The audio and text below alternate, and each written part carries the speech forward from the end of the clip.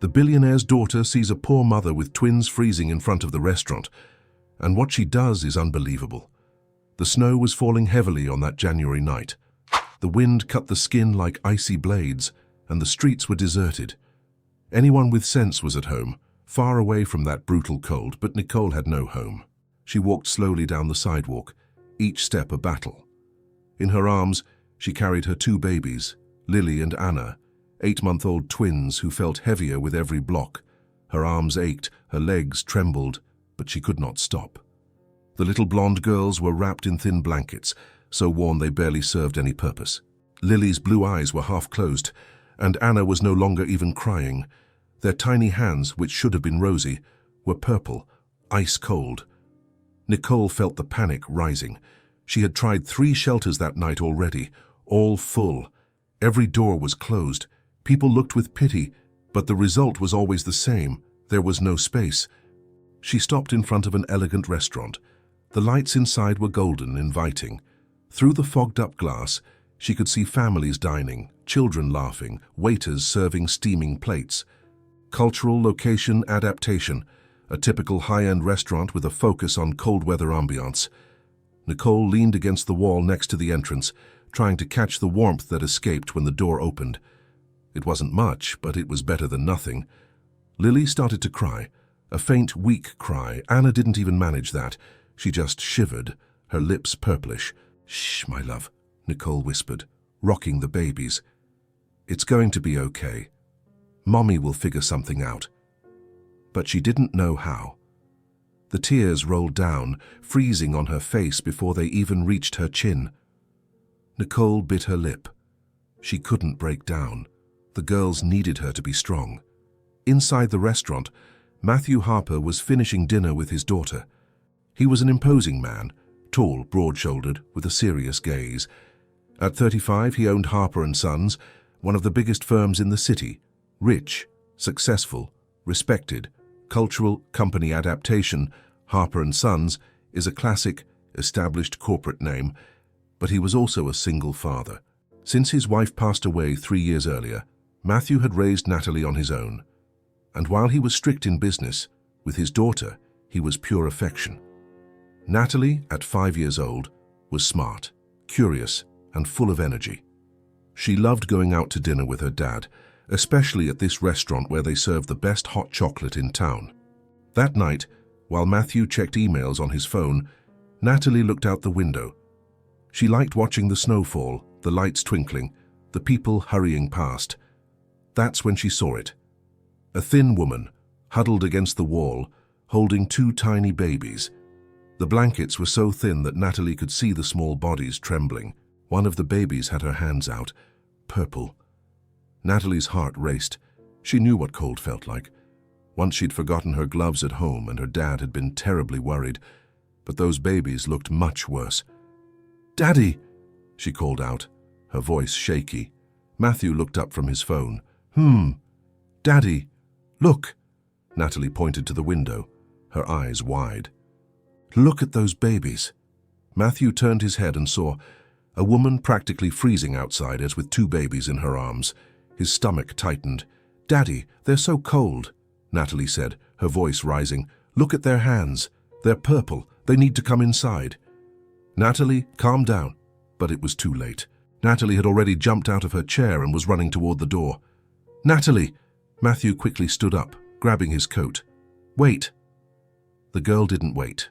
She pulled the heavy door open and ran out into the snow, without a coat, without anything. Matthew ran after her. Natalie reached Nicole and tugged on the sleeve of her thin jacket. "Ma'am! Ma'am!" she cried, the snow already covering her hair. "Please, it's come inside. It's too cold out here. The babies will get very sick." Nicole looked down, surprised. A small girl, eyes full of genuine concern, desperately pulled on her sleeve. I can't," Nicole whispered. "Yes, you can," Natalie insisted. "Please." "They're shivering." Matthew caught up to them, brushing snow off his shoulders. "Natalie, you're going to get sick." "But Daddy, look." Natalie pointed at the twins, almost crying. "They're so cold." Matthew looked at Nicole, at the thin, pale woman with sunken eyes, at the 2 little blonde babies in her arms, shivering under useless blankets. He didn't hesitate. "Come in, please," he said, his voice firm but gentle. "You and the babies need warmth now." Nicole hesitated. She had been kicked out of nice places before, for being dirty, poorly dressed, with crying babies. People looked at her with fear, with disgust. "I don't want to cause any trouble," she murmured. "You won't cause anything," Matthew said. "Please, just come in." Nicole looked at the twins. Lily was crying faintly. Anna was too quiet, her lips nearly blue. She had no choice. "Okay," she whispered.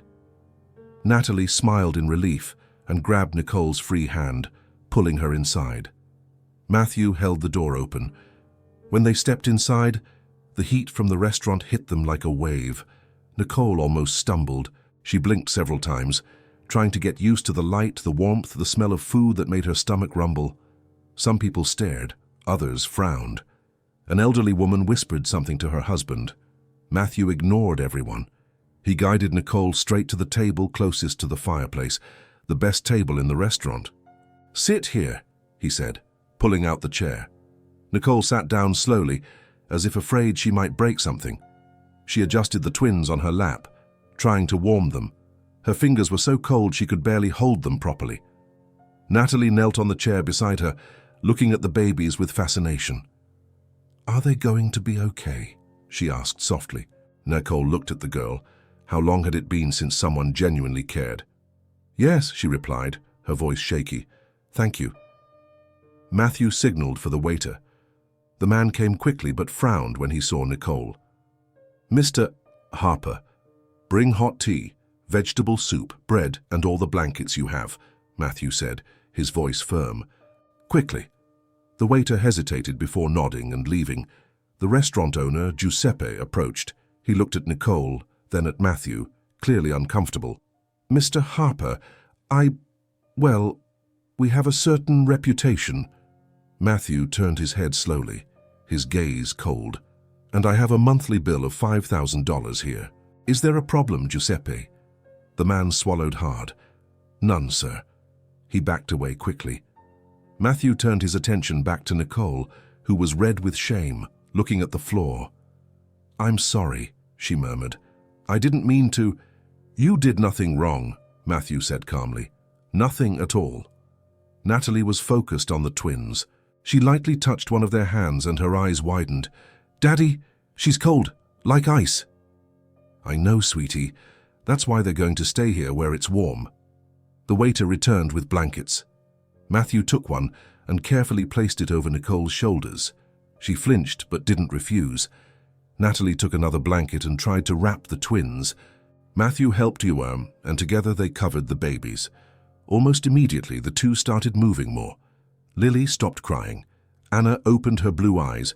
Nicole let out a sob and covered her mouth, trying not to cry. But the tears came anyway, thick, warm, and relieved. Matthew pretended not to notice, looking toward the fireplace, giving her privacy. "What are their names?" Natalie asked, touching one of the baby's blonde hair. Nicole quickly wiped her tears. "Lily and Anna." "Those are pretty names," Natalie smiled. "And they're so tiny. Look at their blonde hair, Daddy." Matthew smiled faintly. "I see it." The soup arrived, steaming, smelling of garlic and herbs.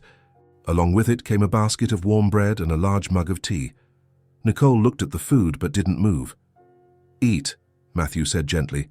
"You need to eat to regain your strength." "I don't have any money." "I didn't ask for money. I asked you to eat." Nicole bit her lip. The hunger was painful. She hadn't eaten a real meal in 2 days. Slowly, she picked up the spoon and began to eat. The first spoonful tasted so good that she almost cried again. It was hot, seasoned, real. As she ate, the twins calmed down.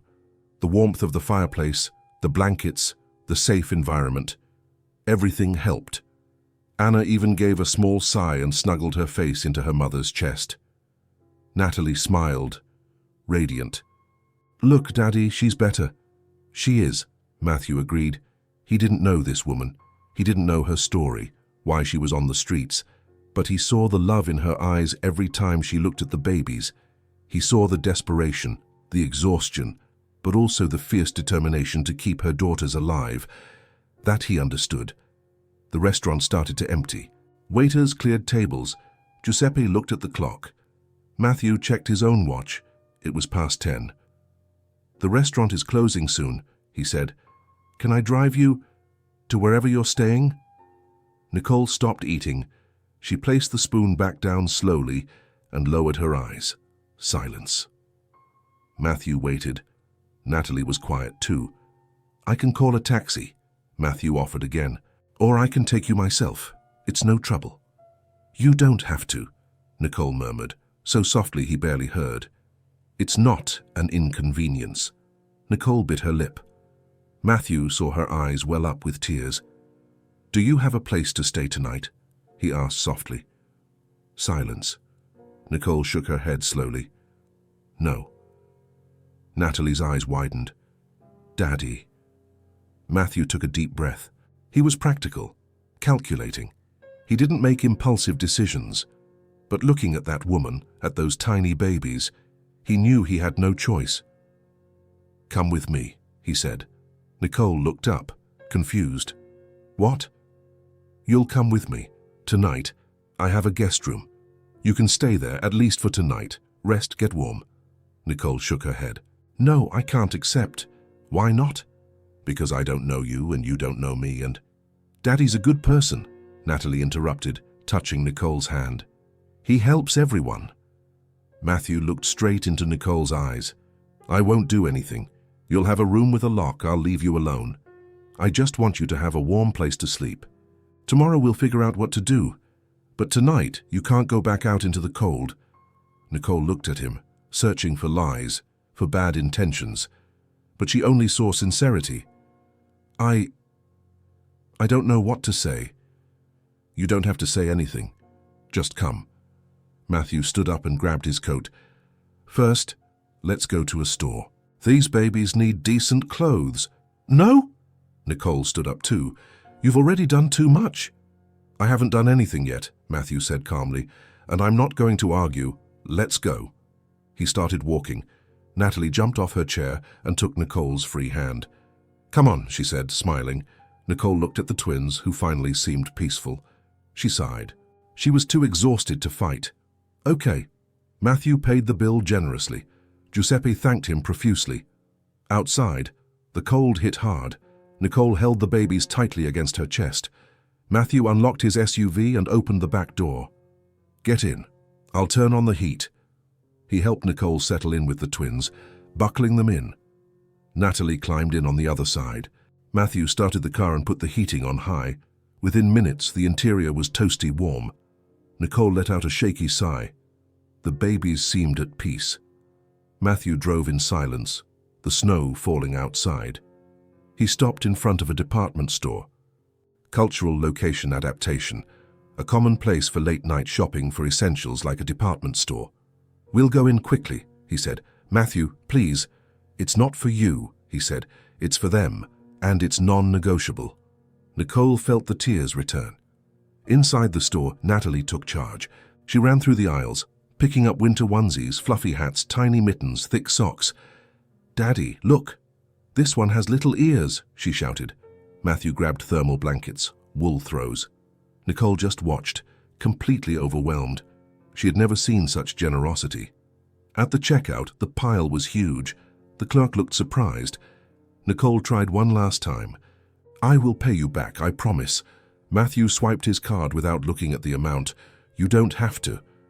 In the parking lot, as they put the bags in the trunk, Matthew asked the question, "Where am I taking you tomorrow?" Nicole stood still, looking at the ground. "Nicole." She squeezed her eyes shut, tears running down. Her voice failed. "I don't have anywhere to go." Matthew was silent. The wind howled. The snow fell heavily. Then he nodded. "All right." He closed the trunk and walked to the driver's side door. "You're coming with me today," he said firmly, "and you're not going back out into the cold. I guarantee that."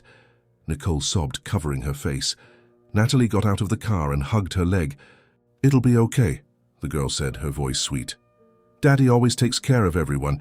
He'll take care of you too." Matthew got into the car, waited for everyone to settle, and drove off. As he drove through the snow-covered streets, he looked in the rearview mirror. Nicole was holding the twins, crying silently. Natalie was smiling, touching the babies' little hands. Matthew knew in that moment that he had done the right thing. None of them imagined that cold night was just the beginning, something that would change all their lives forever. The car stopped in front of a large house. Nicole looked out the window, incredulous. It wasn't an ostentatious mansion, but it was clearly the home of someone with money. 2 stories, large windows, a snow-covered garden. She pressed the twins against her chest. What was she doing here? "We're here," Matthew said, turning off the engine. He got out and opened the back door, helping Nicole out carefully. Natalie jumped out of the car and ran to the front door. "Come on," she called, waving. Matthew grabbed the bags from the store and guided Nicole to the entrance. When he opened the door, the warmth enveloped them. Nicole stopped in the hallway, unsure what to do. The floor was immaculate light wood. There were paintings on the walls, an elegant staircase. Everything was clean, organized, beautiful. She looked at her own dirty coat, her worn shoes. She didn't belong in this place. "Come," Matthew said gently. "The room is upstairs." He went up the stairs and Nicole followed him slowly. Natalie climbed ahead, counting the steps aloud. In the upstairs hallway, Matthew stopped in front of a door and opened it. "Here." Nicole walked in and almost stopped breathing. The room was simple but cozy. A double bed with clean white sheets, a wooden closet, an armchair by the window, and in the corner a heater running, spreading warmth throughout the space. "The bathroom is there," Matthew pointed. "There are clean towels, shampoo, soap, everything you need." Nicole just stared, unable to speak. The twins stirred in her arms. Matthew placed the bags on the bed. "The new clothes are here. Change them before they sleep so they can be nice and warm." Nicole nodded, still speechless. Natalie walked into the room and looked around, satisfied. "This room is really comfortable." Matthew smiled faintly and put his hand on his daughter's shoulder. "Let's let them rest, Nat." "Okay," Natalie agreed. She waved to Nicole. "Good night." "Good night, babies." Matthew turned to leave but stopped at the door. "The door has a lock," he said, without looking back. "You can lock it if you want. No one will come in. You and the girls are safe here." Nicole felt her throat tighten. "Matthew," she began, her voice failing. He turned around, waiting. I don't know how to thank you." Matthew shook his head. "You don't have to thank me, just rest. We'll figure out the rest tomorrow." He left and gently closed the door.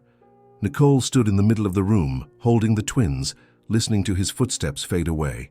Then, silence. A good silence. Safe. She walked slowly to the bed and sat on the edge. The mattress was soft. The sheets smelled like lavender. She ran her hand over the fabric, incredulous. The twins started to fuss, tired. Nicole took the bottle she had in her bag and fed them both, one at a time. Lily drank everything quickly, her eyes already heavy. Anna took a little longer, but soon gave in to exhaustion too. Nicole placed the 2 in the center of the bed and opened the bags. She took out the winter onesies, a light pink and a baby blue, both soft and warm. Carefully, she changed the twins' clothes. She took off the thin, dirty bodysuits, put on the new clothes. Lily whimpered in her sleep, but didn't wake up.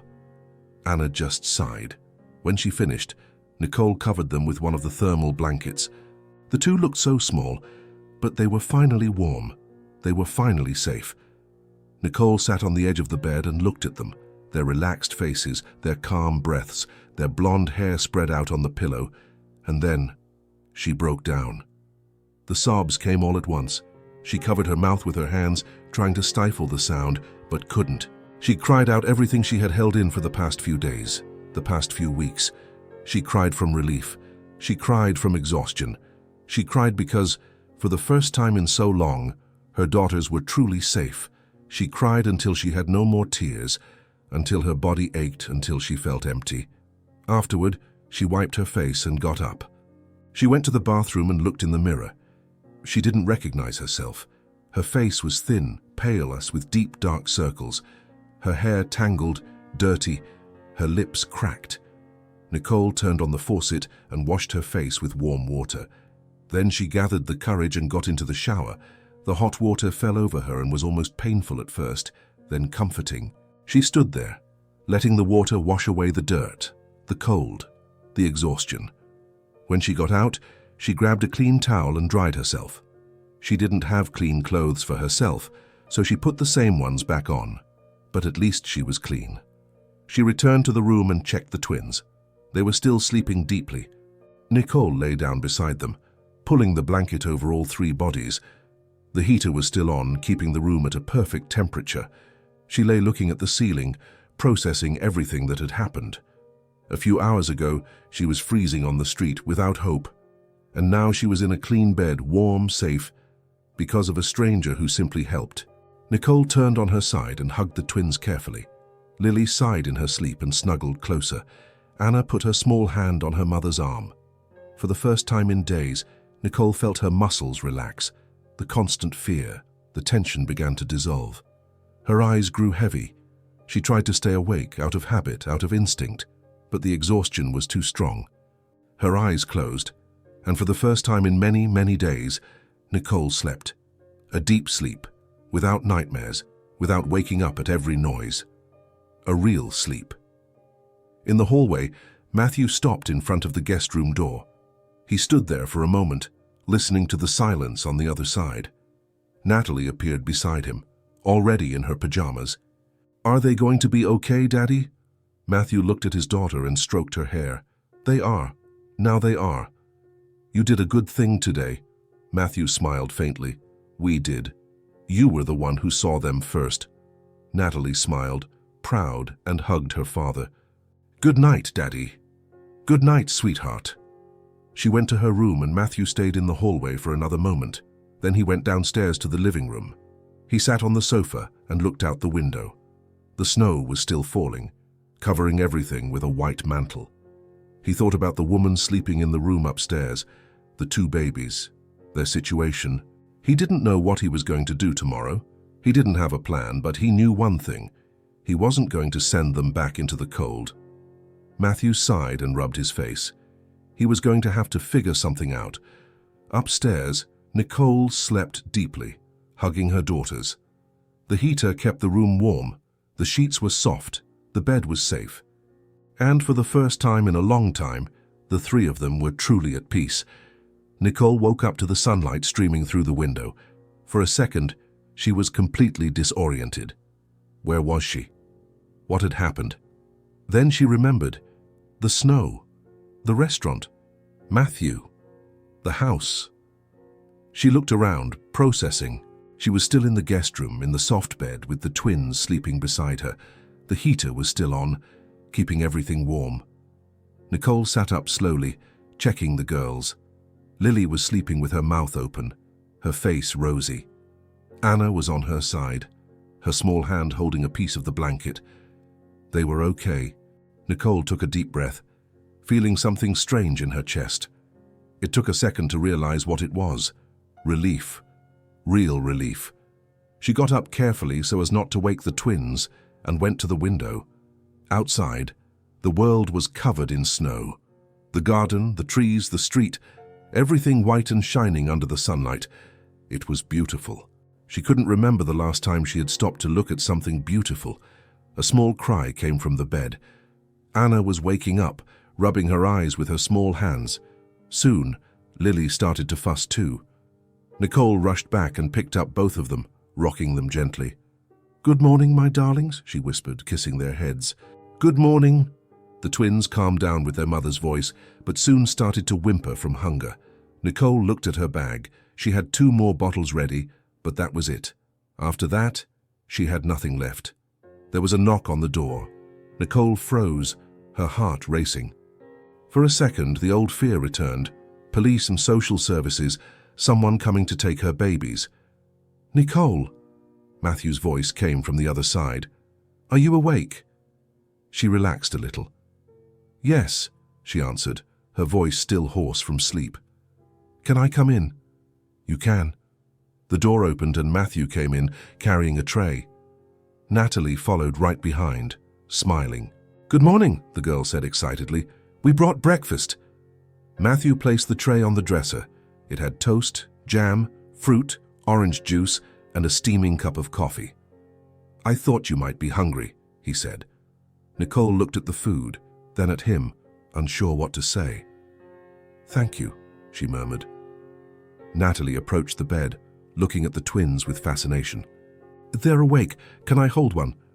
Nicole hesitated, but something in the girl's sincere eyes made her trust her. You can. Be careful. Natalie sat on the bed, and Nicole placed Lily in her arms, adjusting her properly. The girl held the baby carefully, smiling radiantly. She's so light, and look at her blue eyes. Matthew watched everything with a faint smile. Then he looked at Nicole. Did you sleep well? Yes, Nicole replied, and it was true. Very well. Great. An awkward silence hung in the air. Matthew put his hands in his pockets, seeming to choose his words carefully. Nicole, we need to talk, he finally said. Her stomach tightened. About what? About the situation. About what to do now. Nicole hugged Anna tighter, the fear returning. I'm leaving today, I promise. You've already done too much. I don't want to take advantage. That's not it, Matthew interrupted. You don't have to leave, but we need to think about something more permanent. Something that really works. Nicole looked at him, confused. Matthew took a deep breath. I have contacts. I know people who work with social services, who can help find housing, benefits, maybe even a job. He didn't finish the sentence. Nicole had turned white, completely white. What? She whispered. Social services, Matthew repeated more slowly. They have programs for mothers in vulnerable situations. They can help you get... No! The scream was so loud that even Natalie was startled. Lily started to cry. Nicole jumped out of bed, holding Anna against her chest so tightly that the baby whimpered. No, she repeated, her voice shaky but firm. You are not calling them, you won't... Matthew raised his hands, trying to calm her down. Nicole, calm down. There is no calm, Nicole screamed, tears already streaming down. They'll take my babies from me, that's what they do. No one is going to take... Yes, they are, she sobbed, backing up until she hit the wall. I don't have a home, I don't have money, I don't have anything. They'll say I'm an unfit mother, and they'll put my daughters in foster care and I'll never see them again. The words tumbled out, desperate. Anna was crying now, scared by her mother's desperation. Lily was crying too, in Natalie's arms. Matthew approached slowly, like someone approaching a wounded animal. Nicole, listen. You don't understand, she continued, her voice breaking. I know people this happened to. Mothers who lost their children because they had nowhere to live, because they were unemployed. They don't want to help. They want to take, and I won't let them. I'd rather go back out into the cold. I'd rather freeze to death, but no one is taking my babies from me. She was trembling all over now, hugging Anna, the tears falling non-stop. Matthew saw the real terror in her eyes. It wasn't a tantrum. It wasn't an exaggeration. It was deep, visceral fear. He stopped where he was and lowered his hands. Hey, he said, his voice as gentle as he could make it. Hey, Nicole, look at me. She looked up, her eyes red, her breath ragged. I'm not calling anyone, Matthew said slowly, every word heavy. Do you hear me? I'm not calling social services. I'm not calling anyone. You said you would... I suggested it, he corrected, but I see now it was a terrible idea. So forget it. I'm not doing anything you don't want me to do. Nicole was still trembling, but her breathing started to calm down a little. No one is taking your daughters, Matthew continued, looking directly into her eyes. No one, I promise. How can you promise that? She whispered. Because while you're here, under my roof, you are safe. And I won't let anyone take them from you, no one. There was something in his voice, a firmness that made Nicole believe him. She let herself slide down the wall until she was sitting on the floor, hugging Anna. The sobs continued, but they were weaker now. Natalie got up from the bed carefully, still holding Lily, and went to her father. Daddy, she whispered, scared. Matthew took Lily into his arms. calming her down. "It's okay, Nat. It was just a scare." He knelt down on the floor, close to Nicole, but maintaining a respectful distance. "I'm sorry," he said. "I didn't know you were so afraid of that. I won't mention it again." Nicole wiped her tears with the back of her hand. "You don't understand what it's like," she said, her voice hoarse. "You've never had to worry about this, but when you have nothing, when you're vulnerable, the system doesn't help. It punishes. And I won't let them punish my babies for me being poor." Matthew listened in silence. "I understand," he finally said, "and you're right. I don't know what it's like, but I'm learning." He sat down on the floor, still holding Lily. "So let's do something different," he said. "No social services, no public agencies, just us. We'll figure out a way to help you without involving anyone who could be a threat. Is that okay?" Nicole looked at him, still suspicious and but wanting to believe. "How?" "I don't know yet," Matthew admitted. "But we'll figure it out, together." Natalie sat down on the floor too, forming a small circle. "We'll help," she said, determined. "Our own way." Nicole looked at the girl, then at the man, then at her own daughters. She had no choice but to trust, at least a little. "Okay," she whispered. Matthew smiled faintly. "Okay. Now how about you eat something while we take care of the girls? You need to eat." Nicole hesitated, but nodded. She handed Anna to Matthew and went to the tray. As she ate, she watched him and Natalie with the twins.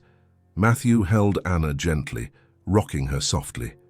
Natalie made funny faces at Lily, who had already stopped crying, and Nicole felt something strange. Hope. Maybe, just maybe, things could work out. 2 days passed. 2 days in which Nicole and the twins stayed in the guest room, warm, fed, safe. Matthew brought food 3 times a day.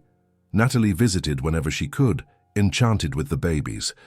But Nicole couldn't truly relax. Every meal she ate, every blanket she used, every minute she stayed in that house, everything weighed on her conscience. She didn't belong there. She was taking advantage of a stranger's kindness, and worse, she was starting to get used to it. That terrified her. On the 3rd night, Nicole woke up in the middle of the night. The room was dark, only the faint moonlight coming through the window. The twins slept peacefully beside her. Nicole lay looking at the ceiling for long minutes, her chest tight. She couldn't continue like this. It wasn't right. Matthew had his own life, his daughter, his problems. He hadn't asked to have 3 people living in his house, depending on him. Sooner or later, he would get tired. He would realize it was too great a burden, and he would ask them to leave. It was better to leave on her own, with dignity, before that happened. Nicole sat up in bed slowly and looked at the twins. They slept so deeply, so peacefully. Since arriving there, they had gained weight. Their cheeks were rounder, their faces more flushed. How could she put them back into the cold? But she had no choice. With careful movements, Nicole grabbed the winter clothes Matthew had bought. She dressed the twins one by one, putting on the thick onesies, the hats, the mittens. They whimpered in their sleep but didn't wake up. Nicole grabbed her bag, stored the bottles she had prepared during the day, the extra diapers. She put one of the thermal blankets over everything. She took a deep breath. Then she picked up both of them, adjusting them in the best way possible, and went to the door. She opened it slowly, praying not to make a sound. The hallway was dark and silent. Nicole left the room, carefully closing the door behind her. She started descending the stairs, step by step, testing each tread before putting her weight on it. The twins were heavy, her arms were already aching, but she continued. She was almost reaching the hall when she heard it. "Daddy!" Natalie's voice, coming from upstairs. Nicole froze. "Daddy!" Natalie screamed louder, desperate. "Wake up!" Lights turned on. Quick footsteps. The door to Matthew's room opened forcefully. "What is it?" His voice, alert, worried.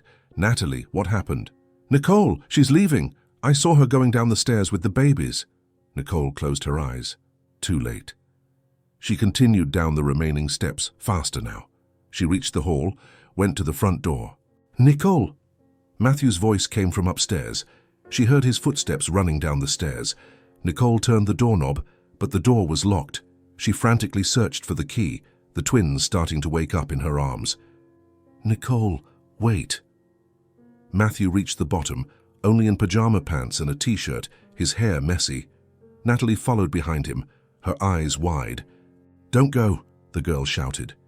Nicole finally found the key and unlocked the door. The cold night air rushed in immediately. "Nicole?" Matthew got close, but stopped at a respectful distance. "What are you doing?" She turned around, tears already running down. "I have to go," she said, her voice trembling. "I've already abused your kindness too much." "It's not abuse." "Yes, it is," she cried. "You didn't ask for this. You didn't ask to have 3 people living here, eating your food, using your things. I can't keep taking advantage of you." Matthew took a step forward. "You're not taking advantage of anything." "Yes, I am. And sooner or later you'll realize it, and you'll ask me to leave, and it will be worse than leaving now." "I won't ask you to leave," he said, his voice firm. "Yes, you will.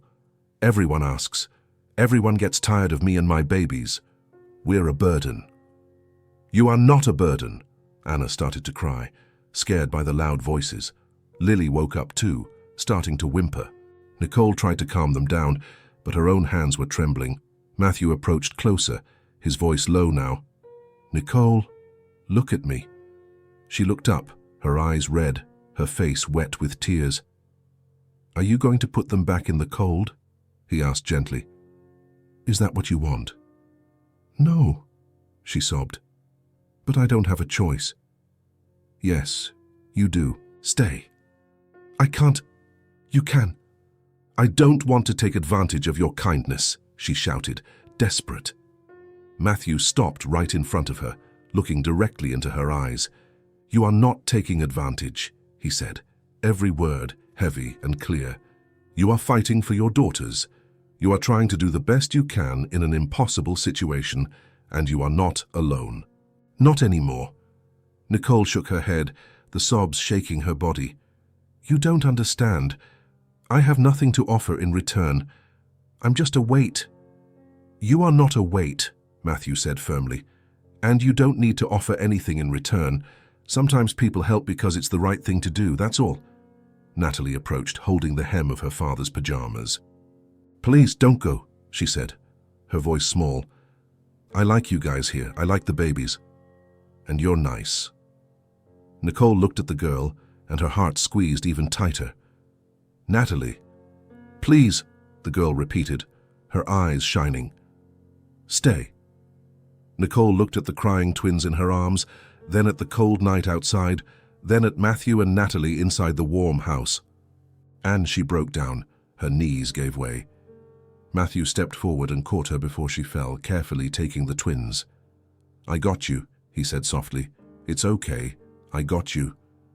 Nicole was sobbing uncontrollably now, all the bottled-up emotions pouring out at once.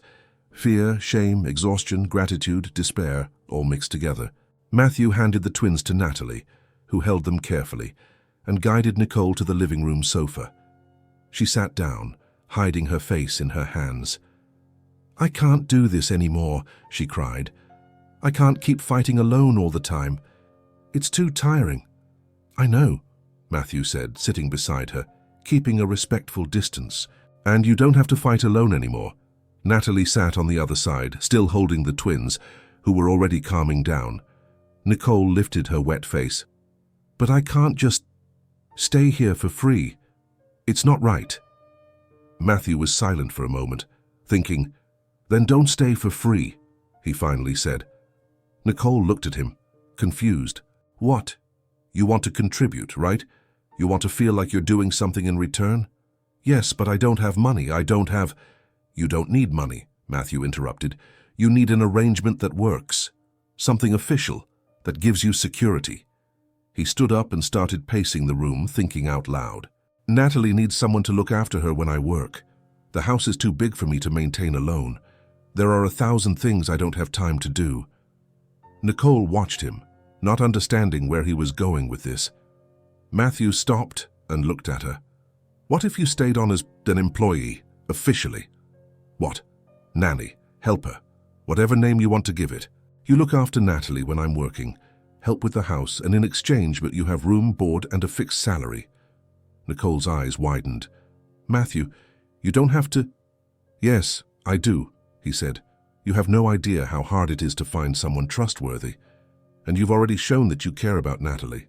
I saw how you look at her. It was true. Nicole had a genuine affection for the girl. But the twins, she started. The twins stay with you, always. They live here too. The house has plenty of room.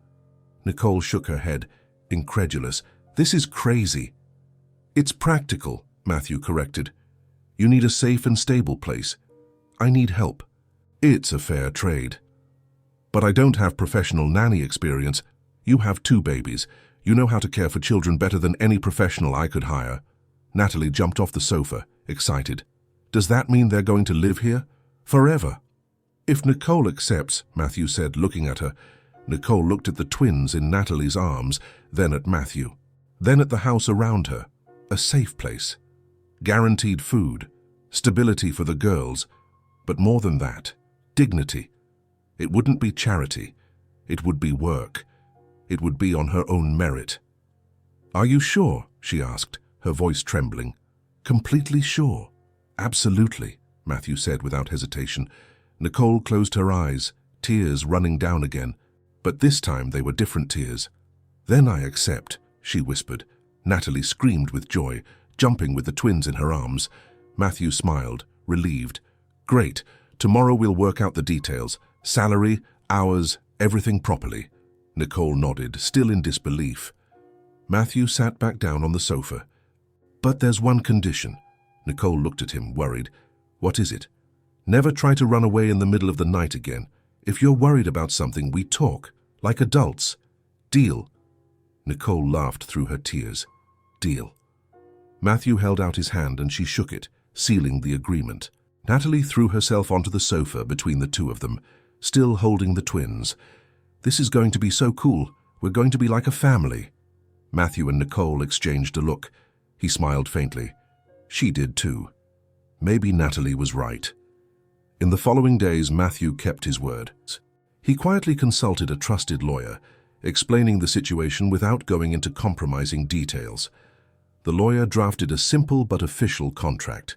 Nicole would be hired as a household assistant and nanny, fixed salary, full contract, everything within the law.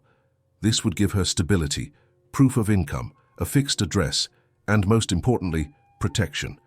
If anyone questioned her ability to care for the twins, she would have proof that she had a job and housing, stability. No one could take her daughters. When Matthew showed her the contract, Nicole cried again. I don't know how to thank you, she said. You don't have to thank me, just sign. She signed with trembling hands, and for the first time in years, Nicole felt she had a future, a real future. The weeks passed and Matthew's house began to transform. Before, it was a silent place, too organized, almost cold. Now, it had life, laughter, noise, movement. And Matthew realized he didn't miss the silence. Morning started early. Nicole woke up with the twins around 6, changed their diapers, gave them bottles. Lily always woke up first, crying loudly until she got attention. Anna was quieter, patiently waiting her turn.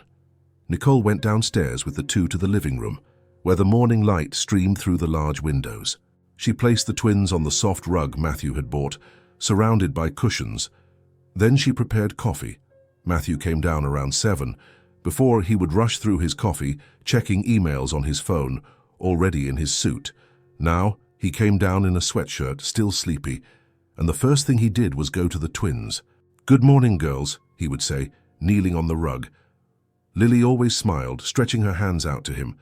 Anna watched with her big blue eyes, curious. Matthew would pick one of them up, sometimes both, one in each arm, and stay there talking nonsense while Nicole finished the coffee. You know I have an important meeting today, he would say to Lily, who was drooling on his shirt. Very important. And do you think I should wear the blue tie or the red one? Lily would let out a high-pitched sound. Blue. Good choice. Nicole watched from the kitchen, unaware of the small smile that appeared on her face. Natalie would run down around 7:30, already in her school uniform, and go straight to the babies. "Good morning, Lily. Good morning, Anna," she would shout, kissing their heads. "Good morning, Daddy. Good morning, Nicole." The girl always ate breakfast, chatting non-stop, talking about school, about her friends, about everything. Nicole listened attentively, asking questions, genuinely interested. Matthew noticed how Natalie had changed. Before, she was quieter in the mornings, almost sad. Now she was radiant, full of energy. After Natalie left for school, the house settled into a calm routine. Nicole took care of the twins, did light cleaning, prepared lunch. But it wasn't heavy work. Matthew had made it clear that she wasn't a maid. She was a helper, a companion. The twins were growing fast. At 10 months now, they could sit up alone, babble funny sounds, and grab everything they saw. Lily was the messy one. She threw toys, screamed when she wanted attention, laughed loudly when someone made a face. Anna was the observer. She stayed quiet, watching everything carefully, smiling more reservedly.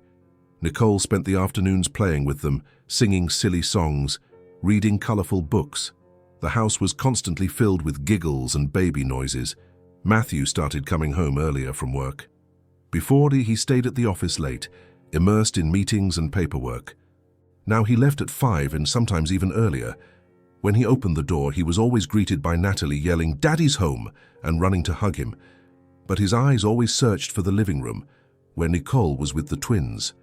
"Hi," he would say, taking off his jacket. "Hi," she would reply, smiling.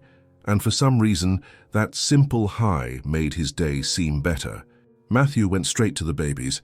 He knelt on the rug, tossed his tie aside, and picked up the two of them. "How was your day?" he would ask, as if they would answer. Lily would drool on him. Anna would hold his finger tightly. Nicole watched, her heart tightening in a strange way. There was something about the way he held the girls, with care, with genuine affection, as if they were his own. "They're growing so fast," Matthew would say, impressed. "Lily almost managed to crawl today." "Almost," Nicole would confirm, smiling. "She tried but ended up falling on her side," Matthew would laugh, and the sound of that laugh made Nicole smile more. Dinners became special moments. Nicole cooked, not elaborate dishes, but home-cooked food, tasty, made with care. Matthew set the table, Natalie helped, excited. They ate together, talking about their day. Natalie talked about school, Matthew talked about work, but always editing it so it wouldn't be boring. Nicole shared little stories about the twins. In those moments, they looked like a real family. Matthew noticed the details, the way Nicole tilted her head when she laughed, how she bit her lip when she was concentrating on cooking, how her eyes shone when she looked at her daughters. Nicole noticed his too, how he loosened his tie as soon as he got home, as if he was finally relaxing, how he made silly faces at the twins when he thought no one was looking, how patient he was with Natalie, even after a tiring day. There were micro-gestures that didn't go unnoticed. Matthew held the twins with a care that went beyond what was necessary. He supported their heads with his large hand, rocked them gently when they cried, kissed their foreheads before putting them in the cribs that now occupied the guest room. Nicole smiled without realizing it when he walked into the room. She quickly fixed her hair, worried if the house was presentable, if the food was good. They exchanged glances. Glances that lasted a second longer than usual, glances that said things neither of them was ready to verbalize. One night, Nicole was in the kitchen washing dishes. The twins were already asleep, Natalie too. The house was quiet. Matthew came into the kitchen to get water and stood watching her for a moment. "You don't have to do that," he said. "I can wash up later." "It's okay," Nicole replied, without looking. "I like to leave everything clean before bed." Matthew approached and picked up a towel. "Then I'll dry." They stood side by side, washing and drying in silence. It was a comfortable silence and without rushing. Nicole passed a plate to him and their hands touched for a second. She felt a small shock, like a light electricity. She looked at him. He looked at her. Neither of them said anything, but something passed between them. Matthew cleared his throat and went back to drying the dishes. "The twins are adapting well," he commented. "They are," Nicole agreed, returning to washing. "Thanks to you." It's not just because of me. You do all the work. We do it together. Matthew smiled faintly. Yes, we do. Another silence. More quick glances. More small smiles. When they finished, Nicole dried her hands and turned to leave. Nicole? She stopped. Yes. Matthew hesitated, as if he was going to say something important, but then he just smiled. Good night. She smiled back. Good night, Matthew. On weekends, the house was even more lively. Matthew didn't work, so he spent the entire day with Natalie and the twins. Nicole was always nearby too, since she no longer had fixed hours. She was more of a companion than an employee. They watched movies together with the twins on their laps. They went for walks in the neighborhood, Matthew pushing the double stroller he had bought. They made pancakes for breakfast, with Natalie helping and making a mess. They were simple, everyday moments. But they were happy moments. One Sunday afternoon, Matthew was on the living room floor playing with Lily. He was playing airplane with her, lifting the baby in the air while she giggled. Nicole was on the sofa with Anna on her lap, watching. Matthew looked at her and smiled. Want to switch? Anna wants to fly too. Nicole laughed and handed Anna to him. She took Lily, who immediately grabbed her hair. Ouch, Nicole laughed, releasing the baby's fingers. You're strong, aren't you? Matthew lifted Anna in the air, making airplane sounds. The baby opened her huge blue eyes, surprised, and then let out a hearty laugh. Look at that, Matthew said, radiant. She laughed. She laughs all the time, Nicole said, smiling. But she's never laughed at me like that. He was so happy that Nicole felt her chest tighten. That night, after everyone went to sleep, Matthew stayed up in the living room thinking. He was feeling something. Something he hadn't felt in years. It wasn't just gratitude or friendship. It was more than that. It was attraction. It was affection. It was possibility. But it was too soon. Nicole was still recovering, stabilizing herself. He couldn't rush her. He couldn't scare her away. So he kept that feeling to himself, deciding to just let things flow naturally. Upstairs, Nicole was also awake, looking at the ceiling of the room. She was feeling something too, something confusing, new, frightening. For the first time since everything in her life fell apart, she was starting to feel that maybe she could open her heart again. But she was afraid.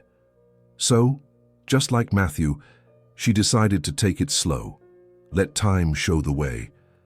The seed was planted, and little by little, in the silence of their glances and in small gestures, it was beginning to grow. The first real conversation happened on a Friday night. Natalie had fallen asleep early, tired from the school week. The twins were also in their crib, finally quiet after a busy day. Nicole was on the back porch, sitting in a rocking chair, looking at the snow-covered garden. She had a blanket over her shoulders and a cup of tea in her hands. Matthew came out to the porch too, carrying his own cup. "May I?" he asked, pointing to the chair beside her. "Of course." They stayed in silence for a few minutes, just watching the snow fall softly under the lamppost light. "Are you okay?" Matthew finally asked. Nicole smiled faintly, without taking her eyes off the snow. "I am just thinking." "About what?"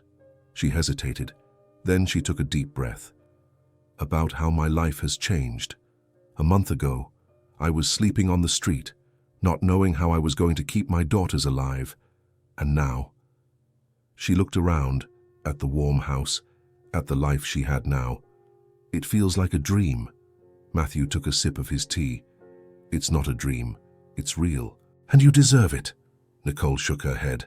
"Sometimes I'm afraid I'll wake up and find out it's a lie, that I imagined all of this." "It's not a lie," Matthew said gently. "It's all here. You, the girls, all real." She finally looked at him. "Why did you do this? Really? No one helps like this out of the blue." Matthew was quiet for a moment, choosing his words. "When my wife died," he began, his voice low, "I was lost. Natalie was 2 years old. I didn't know how to take care of her alone, how to be a father and mother at the same time." Nicole listened in silence. "People expected me to hire an expensive nanny, put her in an elite daycare, outsource everything. but I couldn't. She was all I had left of my wife. I needed to be present. He paused, looking at his own tea. In the first few months, it was chaos. I didn't sleep. I took her to the office because I had no one to leave her with. I cancelled meetings to change diapers. My partners thought I had gone crazy. But you didn't go crazy, Nicole said softly. No, because a neighbor, an elderly woman named Martha, started showing up. She brought food, stayed with Natalie when I needed to go out, taught me basic things about baby care.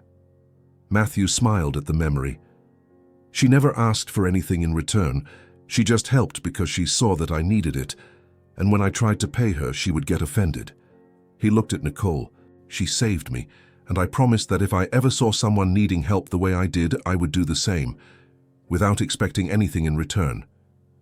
Nicole felt her eyes fill with tears. Does Martha still live here? No. She died 2 years ago. But I think of her every day. Nicole wiped a tear that escaped. She would be proud of you. Matthew smiled faintly. I hope so. They fell into silence again, but it was a beautiful silence, full of understanding. What about you? Matthew asked. How did you end up on the street? Nicole bit her lip. It was a painful story. But looking at him, seeing the sincerity in his gaze, she felt she could trust him. The girl's father, she began, her voice trembling. We dated for 3 years. When I found out I was pregnant with twins, I thought he would be happy. She paused, taking a deep breath. He vanished, literally. He moved out of the city, blocked my number, disappeared. Matthew squeezed his cup tightly, but said nothing. I worked at a cafe, Nicole continued, but when I started gaining too much weight, they fired me. They said I didn't make a good impression anymore. That's illegal, Matthew muttered. I know. But I didn't have money for a lawyer. I had nowhere to go. My parents died when I was a teenager. I don't have siblings. I don't have family. She looked at her own hands. I tried to find a job while pregnant, but no one hires a woman with a huge belly. The money ran out. I lost the apartment, and suddenly I was on the street, 8 months pregnant, with nothing. How did you survive? Matthew asked, impressed. Shelters, churches, kindness from strangers. I gave birth in a public hospital. The nurses were incredible. They let me stay an extra week because I had nowhere to go. She smiled sadly. But eventually I had to leave. And then it was just trying to survive day after day. Until that night Natalie saw me. Matthew was visibly moved. You are the strongest person I know. Nicole shook her head. I'm not strong. I just did what any mother would do. No, Matthew said firmly. Most people would have given up, but you fought. You kept your babies alive alone, against everything. That is strength. Nicole let the tears fall freely now. Matthew reached out, hesitant, and placed his hand on hers that rested on the arm of the chair. You're not alone now, he said softly. Nicole looked at his hand on hers. It was warm, safe, firm. Thank you, she whispered. They stayed like that for a moment, hands almost intertwined, until Nicole moved to wipe her face. In the following days, the moments between them became more frequent. One night, the twins were fussy, crying non-stop. Nicole tried to calm them down, but nothing worked. Matthew appeared at the bedroom door. Need help? I don't know what's going on, Nicole said, frustrated. They won't stop crying. Let me try. He picked up Anna and started walking around the room, rocking her gently while humming softly. It wasn't a real song, just a calm, rhythmic sound. Nicole watched, impressed, as Anna began to calm down. She did the same with Lily, walking alongside Matthew, rocking her to the same rhythm. They walked in circles around the room, side by side, humming together. The twins slowly relaxed, their cries getting fainter, until they finally fell asleep. Matthew and Nicole stopped, looking at each other, tired smiles on their faces. We did it, she whispered. We did, he agreed. They placed the babies in their cribs with extreme care. When they turned around, they were very close. Nicole could feel his warmth, the faint scent of soap. Matthew looked at her with an intensity that made her heart race. For a moment, it seemed like something was going to happen. But then Matthew took a step back, clearing his throat. A good night, Nicole, "Good night," she replied, her voice almost inaudible. He left and Nicole stood still, her hand on her chest, feeling her heart pounding. Another day, Nicole was cooking when she cut her finger with the knife. "Ow!" she cried, dropping everything. Matthew was in the living room and rushed into the kitchen. "What is it?" "Nothing, I just cut my finger," she said, holding her hand. "Let me see." He took her hand gently, examining the cut. It wasn't deep, but it was bleeding. "Come," he said, guiding her to the sink. Matthew washed her finger with cold water, then grabbed the first aid kit. He cleaned the cut delicately, applied ointment and a small bandage. "There," he said, but still held her hand. Nicole looked at him, at the way he had taken care of her, with attention, with affection, and she realized something. She felt safe with him, not just physically, but emotionally. She felt she could trust him, that he wouldn't hurt her. It was a new feeling. Good. Scary. Matthew also realized something in that moment. Looking at Nicole, at the way she trusted him, how she had opened up painful parts of her past, he saw beyond the woman he had found on the street. He saw strength. He saw sweetness. He saw an incredible person who had survived the impossible, and he felt something grow in his chest, something he hadn't felt in a long time. They released their hands slowly, but their gazes lingered. "Thank you," Nicole said.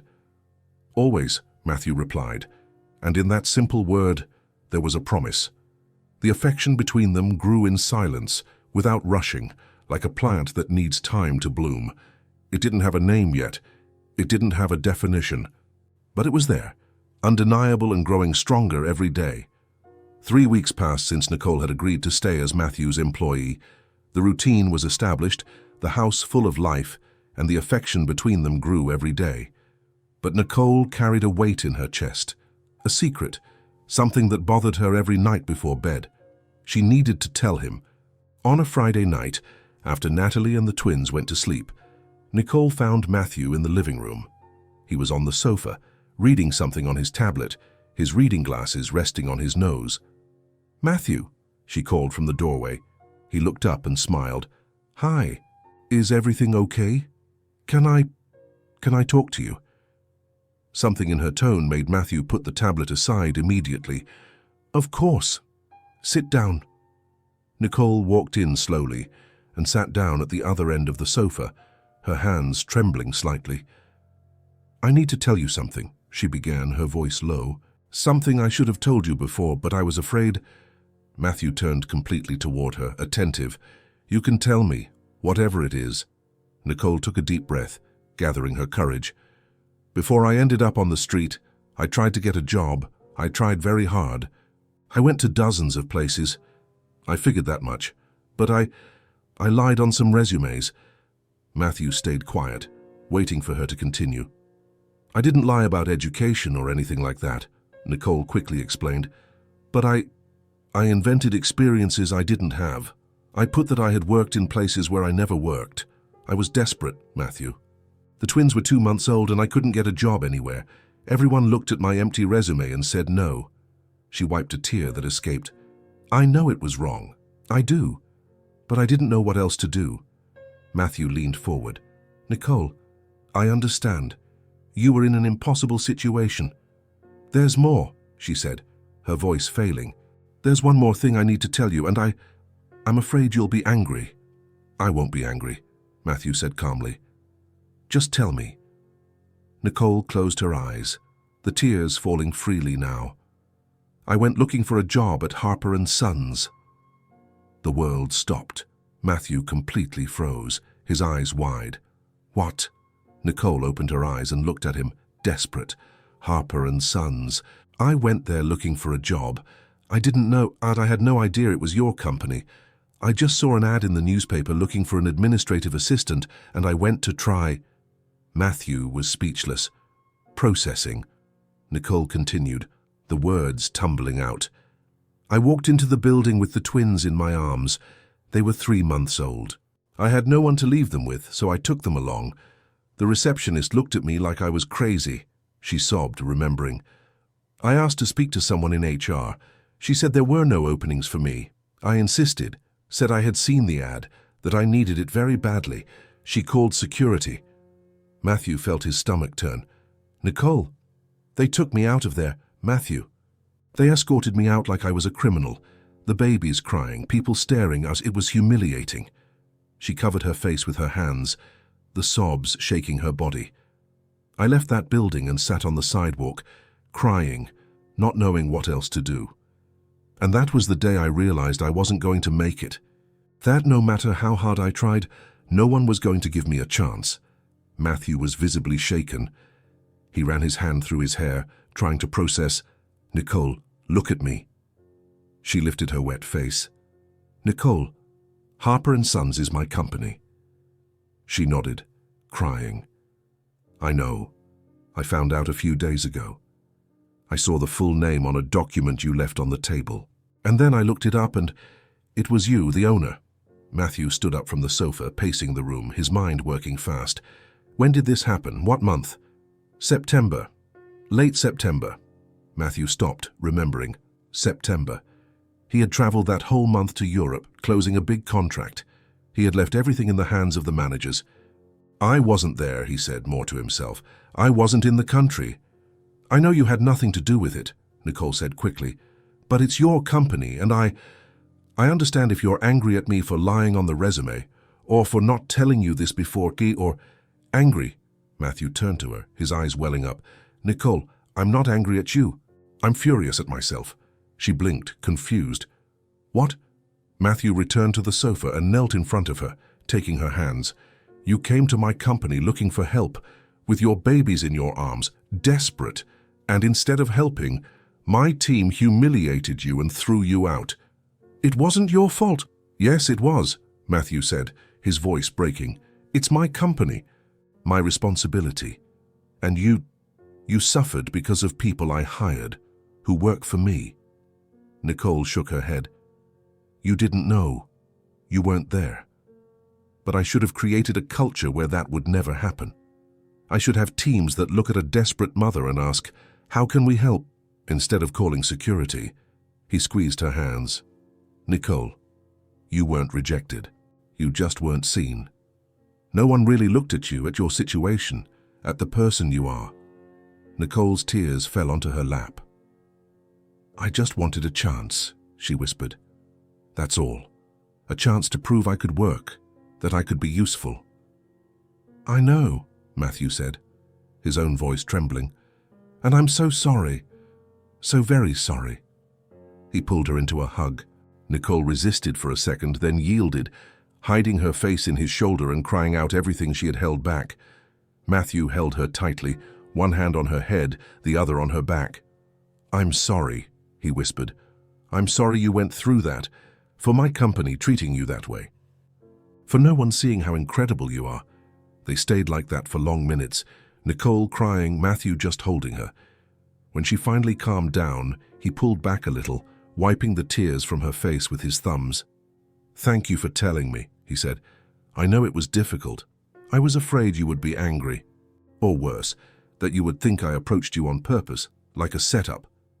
Never, Matthew said firmly. That never crossed my mind. You didn't know who I was when we met. It was all a coincidence. A crazy coincidence, Nicole said, giving a watery laugh. Yes, Matthew agreed, smiling faintly. But maybe it's not just a coincidence. Maybe it's fate. They looked at each other, and something shifted in that moment. A shared truth, a mutual vulnerability, a deeper connection. Matthew was the first to break eye contact, clearing his throat. Stay here. I'm going to get you some water. He came back with 2 glasses. He sat down next to her, closer this time. I want to do something, he said. What? I want to offer you a job. A real job at Harper & Sons. Nicole's eyes widened. Matthew, no. Listen, he interrupted. It's not charity. It's not pity. It's a real proposal.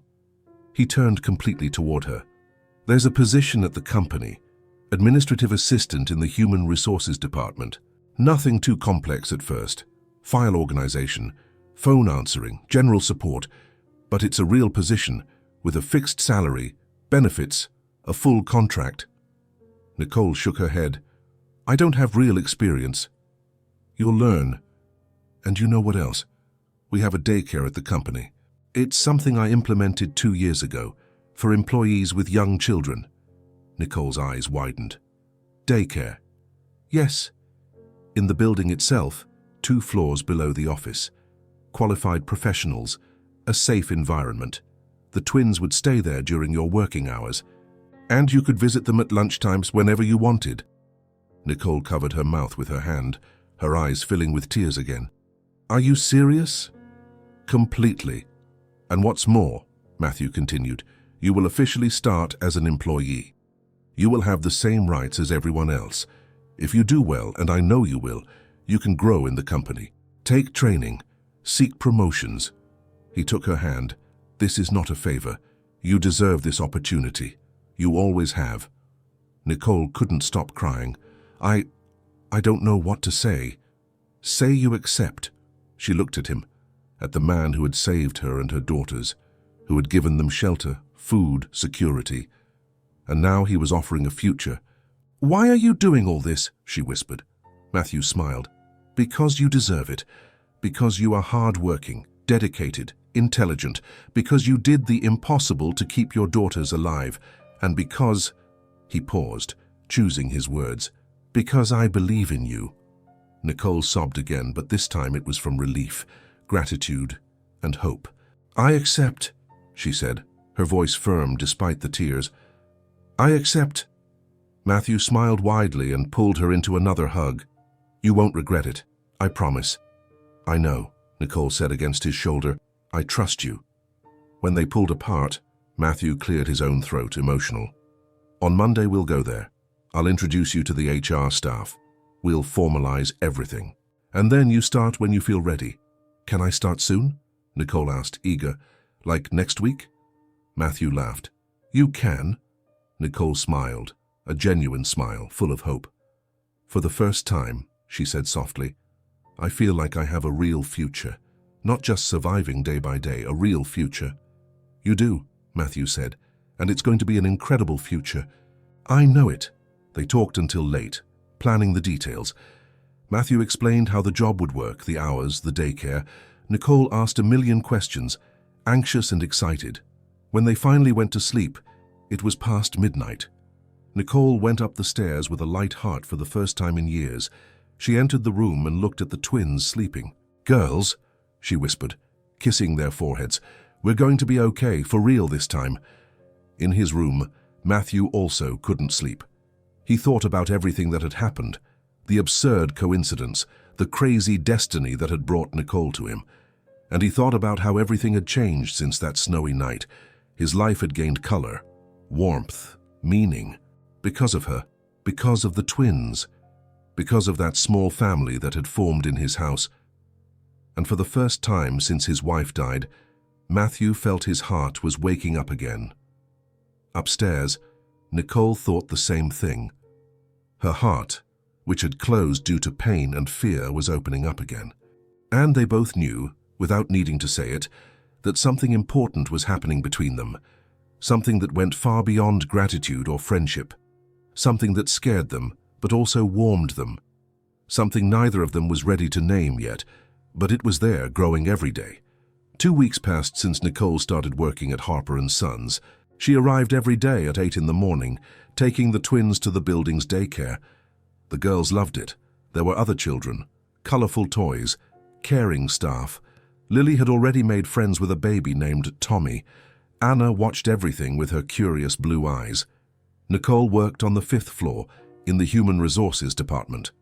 She started with simple tasks, organizing files, answering the phone, scheduling interviews. But she was quick, dedicated, learning everything on the first day. The department manager, a woman named Sandra, was impressed. You learn very quickly, she said at the end of the first week. If you keep this up, you'll soon be taking on more responsibilities. Nicole smiled, proud. For the first time in her life, she was building something on her own merit. Her colleagues liked her. She was polite, always willing to help, patient even when someone was rude. At lunchtime, she would go to the daycare to see the twins, spend half an hour with them, then return to work. Matthew almost never appeared on her floor. He worked on the 10th floor, in the executive office, but sometimes Nicole saw him in the elevator or in the hallways. They exchanged smiles, discreet nods, but they kept a professional distance. At home, the routine continued. Nicole still lived in the guest room. They still ate dinner together. They still shared the care of Natalie. But something had changed. Nicole began to realize how much she depended on Matthew. Housing, job, everything came from him. And even though it was on merit, even though she worked hard, there was still that feeling of indebtedness. At night, when she was alone in her room, she thought she needed to stand on her own 2 feet. She needed to prove to herself that she could do it. She started looking for small, cheap apartments. With the salary she was earning now, she could afford a simple place. Nothing luxurious, but it would be hers. A month after starting at the company, Nicole had saved enough money for the deposit on an apartment. It was a small place, a 1-bedroom apartment, but it was close to the company. The twins would have space, she would have independence. She made her decision. On a Friday afternoon after work, Nicole went up to the 10th floor. Matthew's secretary recognized her. "Hi, Nicole. Do you want to speak with Mr. Harper?" "If he has a minute, let me check." The secretary called on the intercom, then nodded. "You can go in." Nicole took a deep breath and opened the office door. Matthew was behind his desk, reading a report. When he saw her, he smiled immediately. "Nicole, what a surprise. Is everything okay?" "Yes," she said, closing the door behind her. "Can I sit down?" "Of course." She sat down in the chair in front of his desk, her hands lightly sweating. Matthew noticed the tension. "What happened? Any problem at work?" "No. Work is great. I need to talk to you about something else." Matthew put the report down, giving her his full attention. "I'm listening." Nicole gathered her courage. "I wanted to thank you for everything you've done for me and my daughters. You saved our lives, Matthew, literally." "Nicole, let me finish," she asked, her voice trembling. "You gave me shelter when I had nothing. You gave me a job. You gave me back my dignity. I will never forget that. Never." Matthew stayed quiet, feeling that something bad was coming. "But," Nicole continued, tears already in her eyes, "but I need to follow my own path. I need to prove to myself that I can stand alone." "What are you saying?" "I rented an apartment. It's small, but it's mine. The girls and I are moving out this weekend." Matthew's world collapsed. "You're leaving?" "I am," Nicole said, wiping a tear. "I don't want to be a burden on you forever, Matthew. You have your life, your daughter. You've already done too much." "You're not a burden," Matthew said, his voice coming out louder than he intended. "Never were. But I depend on you for everything, housing, job, everything. And I need to feel independent. Do you understand?" Matthew stood up and went to the window, turning his back to her. "I understand," he said, his voice controlled. "You have every right to want that." "I'll continue working here," Nicole quickly said. "The girls will still be in the daycare. Nothing changes in that sense. I won't be living with you anymore." Matthew was silent for long seconds. Then he turned around. "If that's what you want, I respect it." Nicole saw the pain in his eyes, and her heart squeezed. "Matthew." "No," he said, raising his hand. "You're right. You need your independence. And I have no right to hold you back." He walked back to the desk and sat down, returning to his professional demeanor. "Do you need help with the move?" "No. I already hired someone to take the things." "And the twins? Do you have everything you need for the apartment?" "I do. I bought the essentials." Matthew nodded, his jaw tense. "Then that's fine. When are you going?" "Sunday." "Okay." The silence was heavy, painful. Nicole stood up. "I'll let you work." "Nicole?" She stopped at the door. "Thank you," Matthew said, looking at her, "for trusting me, for letting me be a part of the girls' lives. It was important to me." Nicole felt the tears fall. "To me, too." She left before he saw her break down. Sunday arrived too quickly. Nicole packed the few things she had, the twins' clothes, the toys, the blankets. She put everything in boxes Matthew had provided. Natalie cried when she saw her packing. "You can't go," she said, hugging Nicole's legs. "Please, stay." Nicole knelt down, holding the girl's face. "Natalie, honey, I have to go, but we'll see each other all the time, okay? I work with your dad, remember? And you can visit the twins whenever you want." "It won't be the same," Natalie sobbed. "I know," Nicole said, her own eyes wet. "But sometimes people need to go different ways. It doesn't mean we stop loving each other." Matthew watched from the doorway, his heart breaking. The moving truck arrived. There wasn't much stuff, so it was fast. Nicole put the twins in her car as a used one she had bought with her first paycheck. Natalie refused to go inside the house. She stayed on the porch, crying, waving. Nicole looked at the house one last time, at Matthew standing in the doorway, his hands in his pockets, his face carefully neutral. She almost turned back, almost said she had changed her mind, but she couldn't. She needed to do this. She got in the car and drove away. Matthew stood still, watching the car disappear around the corner. The house suddenly felt huge, empty, silent. Natalie came inside, her eyes red, and hugged her father. "Daddy, I'm going to miss them so much." Matthew hugged his daughter, holding her tightly. "Me too," he said, his voice failing. "Me too." That night, the house was too quiet. There were no baby giggles. There was no Nicole humming in the kitchen. There was no good noise of a full house. Matthew ate dinner alone with Natalie. The girl barely touched her food. "Are you sad, Daddy?" Matthew looked at his daughter. There was no point in lying. "I am, but it will pass." "You liked her, didn't you?" Matthew was surprised by the question. "What do you mean?" "Like, you liked her in a special way. I saw how you looked at her." Matthew didn't know what to say. Natalie continued, "It's okay, you know. I liked her too. And the babies. It was nice having them here." "It was," Matthew agreed, his voice low. "It was very nice." Later, when Natalie was asleep, Matthew went to the guest room. It was empty now, but it still faintly smelled of Nicole's perfume. He sat on the bed where she had slept and let the reality sink in. He had gotten attached, much more than he should have.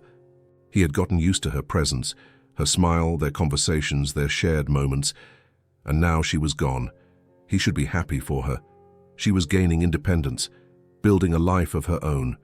It was exactly what she deserved. But all he felt was emptiness. A huge emptiness where there had once been warmth. Matthew lay down on the empty bed and looked at the ceiling. And for the first time in years, he allowed himself to admit the truth. He had fallen in love with Nicole, and now she was gone. The first week without Nicole was the hardest. The house was too silent. Matthew woke up in the morning and, for a second, expected to hear the babies crying. But there was nothing. Only silence. Natalie was sad. She ate little, spoke even less. She missed the babies, Nicole's presence, the house full of life. Matthew felt it too. He felt it more than he wanted to admit. He saw Nicole at work sometimes, in the hallways, in the elevator. They talked politely, professionally, but it wasn't the same. On Friday, Natalie had an idea. "Daddy, can we visit them on Sunday?" Matthew looked at his daughter. "Do you think they want visitors?" "Of course. Nicole said we could visit whenever we wanted. Remember?" Matthew hesitated. He didn't want to be intrusive, but the hope in Natalie's eyes was impossible to ignore. "All right, I'll call her," Nicole answered on the second ring. "Matthew." "Hi. Everything okay?" "Yes, and you?" "Fine. Look, Natalie was wondering if we could visit you on Sunday, but if you're busy, no problem." "No," Nicole said too quickly. "I mean, yes, you can. The girls will love it, and so will I." Matthew smiled. "Then it's a date." Sunday arrived and Matthew was nervous. He and Natalie went to Nicole's apartment, bringing cookies Natalie had baked. Nicole opened the door smiling. She was in jeans and a simple blouse, her hair tied in a ponytail. Beautiful. "Hi, come in." The apartment was small but cozy. Nicole had decorated it with the few things she had, keeping everything organized and clean. The twins were on the rug, surrounded by toys. "Babies, Natalie shouted, running to them. Lily screamed with joy at seeing the girl. Anna smiled, stretching out her small arms. Natalie threw herself on the floor and hugged the two of them, laughing. Matthew watched, his heart tight with longing and happiness at the same time. "They're bigger," he commented. "They grow fast," Nicole said, smiling. "Coffee?" "Please." They went to the small kitchen while Natalie played with the twins in the living room. "How are you doing?" Matthew asked. "Good. Tired, but good. It's different doing everything alone, but I'm managing." "You're doing great at work. Sandra only has good things to say about you." Nicole blushed. "Thank you. I really like it there."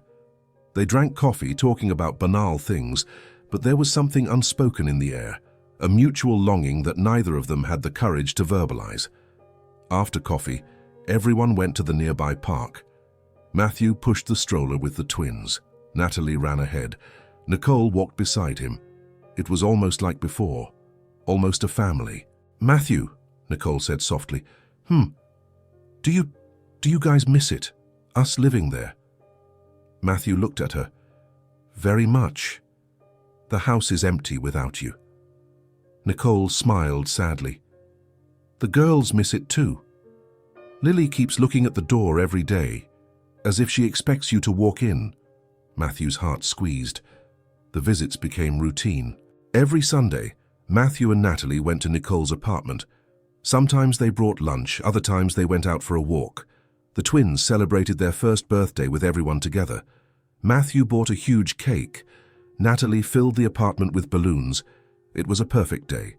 2 months passed like this. Weekly visits, conversations, laughter, shared moments. But they always ended with goodbyes, and the goodbyes hurt more and more.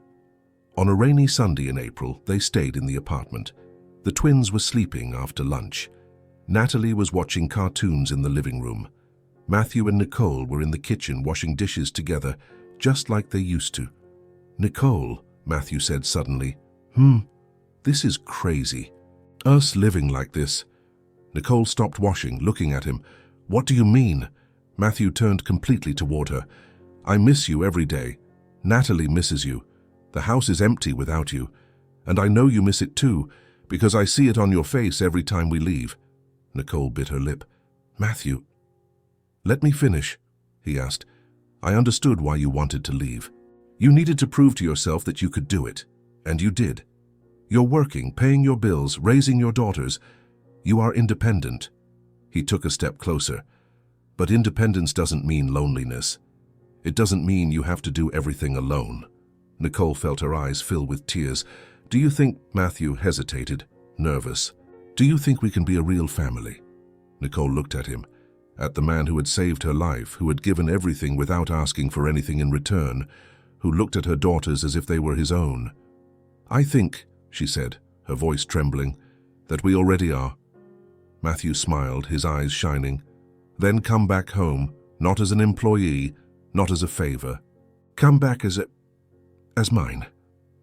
As ours." Nicole sobbed, the tears falling. "Are you sure?" "Absolutely." She threw herself into his arms. Matthew held her tightly, burying his face in her hair. "I love you," he whispered. "I love you and your girls. I love this family we formed without even realizing it." "I love you too," Nicole said against his chest. "So much." They kissed.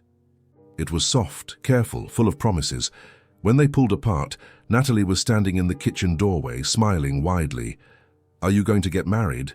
Matthew and Nicole laughed. "One day," Matthew said, "if she wants to." "I do," Nicole said, smiling. Natalie screamed with joy and ran to hug them both. The twins woke up with the noise. Lily started to cry, but when she saw everyone together, she stopped and babbled joyful sounds.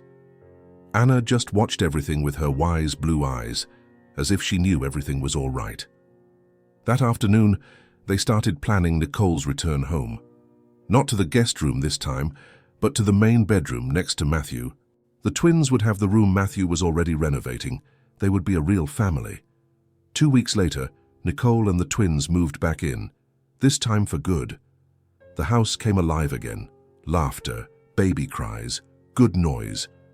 Matthew and Nicole got married 6 months later. In a small ceremony in the garden, Natalie was the flower girl. The twins, a year and a half old now, threw petals on the floor. Everything was perfect. Years passed. The twins grew up. Natalie became an incredible older sister. The family grew, prospered, and loved.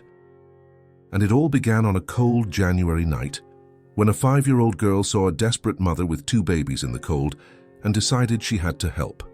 Destiny had its plans, and sometimes it works out perfectly. If this story touched your heart, subscribe to the channel and turn on notifications so you don't miss the next ones. Leave a like because it helps this story get recommended to more people. See you in the next story.